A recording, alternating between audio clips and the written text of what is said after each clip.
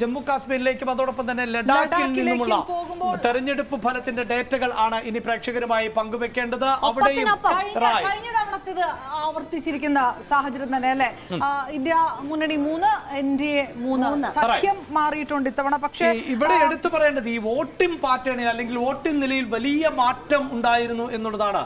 കഴിഞ്ഞ തെരഞ്ഞെടുപ്പുകളിലൊക്കെ 10% അല്ലെങ്കിൽ അതിന് താഴെയൊക്കെ ആയിരുന്നുവെങ്കിൽ ഇത്തവണ വോട്ടർമാർ അധികമായി പോളിംഗ് ബൂത്തിലേക്ക് എത്തിയിരുന്നു.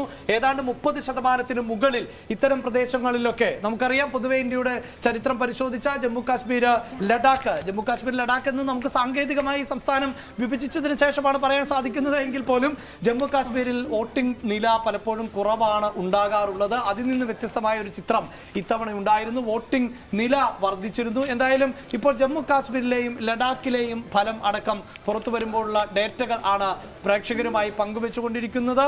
അങ്ങനെ